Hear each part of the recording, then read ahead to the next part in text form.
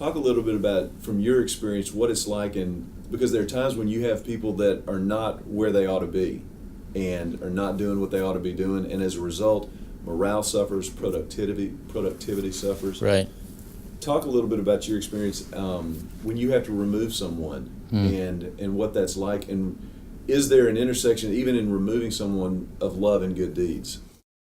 I think one of the mistakes that perhaps the church makes, or those of us who are believers in the workplace make, is that we want to be kind, we want to, demonstrate the fruits of the Spirit in our relationships with others, and so we tend to come across as meek, or we tend to come across as soft, and that is doing a disservice not only to the employee who may have issues in terms of work product and quality and productivity. It's a disservice to yourself as a leader and a manager.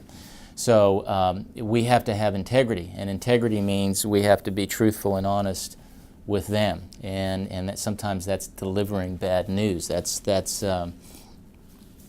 giving them, being very, very direct and straight with them, having integrity with them just as you would have integrity with anybody else.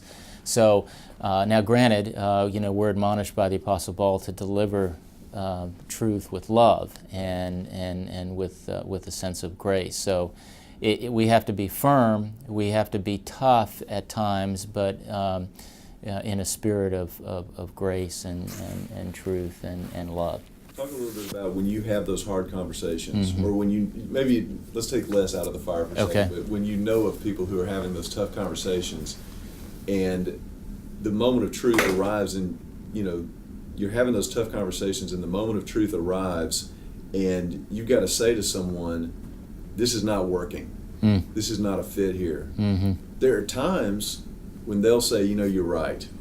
Well, let's figure out how that happens.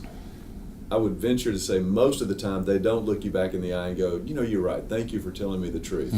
They're offended, they're hurt, they're wounded. Right. Walk us through that process a little bit. Well, you're right. I don't think they're going to generally respond that way. But I've noticed that over time they will come back and say that was probably the best decision that I've made, or best decision that you made, which was... If it's handled with grace. Exactly. I think that again, you have to put it in the context that this is really about them and about the organization, and it's not the right fit for whatever reasons, and it's just hurting them to continue in this particular role. So you have to encourage them in love to consider their skills and their talents, and maybe their skills and talents are better utilized in another capacity. And hopefully over time they'll recognize that and they'll come back to you. And I've had a couple of situations where employees that were either let go or dismissed or encouraged to move on, they came back later and said, that was... Encouraged to move on. Well, again, it's a very nice way to say that.